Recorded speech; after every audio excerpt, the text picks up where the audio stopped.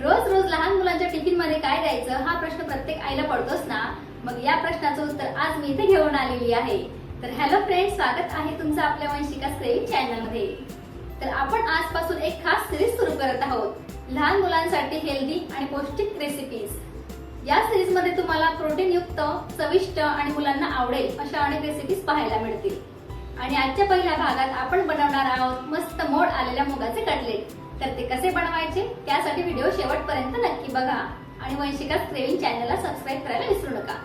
Fibre आणि भरपूर पोषक तत्वांनी भरलेला हा पदार्थ नाश्त्यासाठी, मुलांच्या टिफिनसाठी किंवा संध्याकाळच्या स्नॅक्ससाठी एकदम परफेक्ट आहे। बाहेरून छान खमंग आणि आतून मऊ असे हे कटलेट्स लहानांपासून तर मोठ्यांपर्यंत सगळ्यांनाच आवडतील। शिवाय कमी तेलात तयार होत असल्यामुळे हेल्थची काळजी घेणाऱ्यांसाठीही हा उत्तम पर्याय आहे। तर चला, वेळ न घालवता झटपट आणि पौष्टिक रेसिपी कशी बनवायची ते पाहूया। तर सगळ्यात आधी आपल्याला इथे 1 कप मोड आलेले मूग घ्यायचे आहे। आता इथे तुम्ही मोड न आलेले मूगही वापरू शकता, पण मोड आलेले मूग हे साध्या मुगांपेक्षा अधिक पौष्टिक असतात, कारण त्यामध्ये प्रोटीन्स, विटामिन्स आणि मिनरल्स अशी अनेक जीवनसत्व तयार होतात। यामध्ये आपल्या शरीराला उपयोगी पडणारी अनेक पोषक घटकही निर्माण होतात आणि हे पचायलाही मुगांच्या तुलनेने हलके असतात। तर इथे मी मस्त यांना पाण्याने धुवून स्वच्छ करून घेतले। आता आपण या मुगांना एका मिक्सरच्या भांड्यात टाकून घेऊया आणि त्याचबरोबर 2 ते 3 लसणाच्या पाकळ्या, अर्धा इंच आल्याचा तुकडा आणि 2 ते 3 हिरवी मिरची टाकून घेऊया आणि 1 चमचा मी इथे जिरे टाकून घेणार आहे आणि चवीनुसार तुम्हाला इथे मीठ टाकायचं आहे आणि 2 चमचे मी इथे बारीक रवा टाकून घेणार आहे। जर तुमच्याकडे बारीक रवा नसेल तर तुम्ही जाड रवा थोडा मिक्सरला बारीक फिरवून पण यूज करू शकता।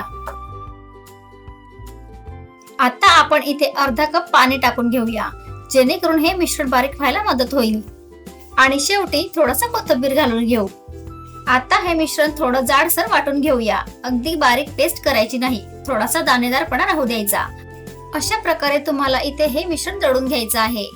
यामध्ये आता बारीक चिरलेला कांदा घालून घ्यायचा आहे आणि 1 बारीक चिरलेली शिमला मिरची टाकून घ्यायची, 1 बारीक चिरलेलं गाजर टाकून घ्यायचं। इथे तुम्ही तुमच्या आवडीनुसार कुठल्याही भाज्या टाकू शकता। 1 चमचा इथे पांढरे तीळ टाकून घ्यायचे आणि 1 चमचा लाल मिरची पावडर टाकायची आणि अर्धा चमचा चाट मसाला टाकून घ्या। चाट मसाला नसेल तर तुम्ही इथे आमचूर पावडरही टाकू शकता आणि अर्धी वाटी आपण इथे बेसन घालून घेऊया। बेसन घातल्यामुळे मिश्रणाला मस्त अशी बाइंडिंग येते।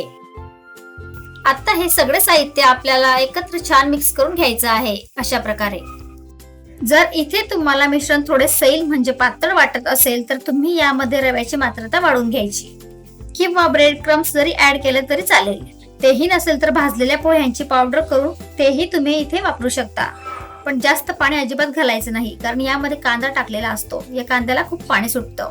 तुम्ही इथे बघू शकता आपल्याला अशाच कन्सिस्टन्सीचं बॅटर इथे लागणार आहे।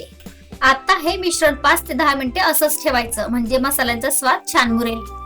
10 मिनिटे झालेली आहे। आता यात 1 चमचा बेकिंग सोडा घालून घेऊया आणि त्यावर अर्धा लिंबूचा रस पिळायचा आहे, जेणेकरून बेकिंग सोडा ऍक्टिव्हेट होईल आणि मग हे मिश्रण मस्त असं हलवून घ्यायचं आहे। हे कटलेट्स बेकिंग सोडा न टाकताही छान होतात, तर म्हणजे बेकिंग सोडा टाकणं बिलकुल ऑप्शनल आहे।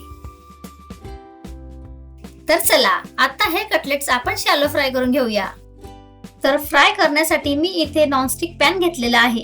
तुम्ही या ठिकाणी अशा प्रकारचा तडका पॅन पण वापरू शकता। पॅन मस्त मीडियम गरम झाल्यानंतर आपल्याला इथे 1 चमचा तेल यात घालून घ्यायचं आहे। अशा प्रकारे हे तेल सगळीकडे पसरवून घ्यायचं आणि तेल गरम झाल्यानंतर यात थोडे पांढरे तीळ टाकायचे आणि अर्धा चमचा मोहरी टाकून घ्यायची। मोहरी आणि तीळ चांगले तळतळले ना की मग यात मोठा 1 चमचा मुगाचं मिश्रण टाकून घ्यायचे आहे आणि झाकण ठेवून मंद आचेवर 4 ते 5 मिनिट हे मिश्रण शिजवून घ्यायचं आहे। 5 मिनिटांनंतर दुसऱ्या बाजूने पण झाकण ठेवून असंच शिजवून घ्यायचं आहे। हे कटलेट शॅलो फ्राय करताना खूप जास्त तेलाची गरज लागत नाही, कमी तेलातही हे कटलेट अतिशय कुरकुरीत आणि स्वादिष्ट तयार होतात। एका बाजूने छान सोनेरी रंग आला की ते अलगद पलटून घ्यायचे, दुसऱ्या बाजूनेही तितकेच खमंग भाजून घेऊया। इथे आता 1 कटलेट छान सोनेरी रंगावर भाजून तयार झालेला आहे आता हे एका बाजूला काढून ठेवू आणि उरलेले कटलेटही अशाच प्रकारे भाजून घेऊया. थोडे पांढरे तीळ घातल्यामुळे कटलेटची चव आणखी छान लागते आणि खाताना खमंगपणा जाणवतो. इथे कटलेटची साईज तुम्ही तुमच्या आवडीनुसार बनवू शकता. तर याच पद्धतीने तुम्हाला सगळे कटलेट्स बनवून घ्यायचे आहे. तर बघा फ्रेंड्स, आपले खमंग आणि पौष्टिक मोड आलेल्या मुगाचे कटलेट आता सर्व्ह करण्यासाठी तयार आहेत. बघा, बाहेरून किती सुंदर सोनेरी आणि कुरकुरीत, तर आतून अगदी मऊ आणि चविष्ट. हे कटलेट तुम्ही हिरव्या चटणी सोबत, टोमॅटो सॉस बरोबर किंवा गरमागरम चहा सोबतही खाऊ शकता. सकाळच्या नाश्त्यासाठी, संध्याकाळच्या स्नॅक्ससाठी किंवा मुलांच्या टिफिनसाठीही हा एक उत्तम पर्याय आहे. मोड आलेल्या मुगांमुळे हे कटलेट केवळ चविष्टच नाही तर शरीरासाठी फायदेशीर आहेत. त्यामुळे एकदा ही रेसिपी नक्की ट्राय करा आणि तुम्हाला ही रेसिपी कशी वाटली मला कमेंटमध्ये नक्की सांगा. आणि अजूनही तुम्ही वंशिकास क्रेविंग चॅनलला सबस्क्राईब केलं नसेल तर लवकरात लवकर सबस्क्राईब करून घ्या. चला तर मग पुन्हा भेटूया अशाच एक नवीन आणि स्वादिष्ट रेसिपी सोबत. तोपर्यंत take care and good bye.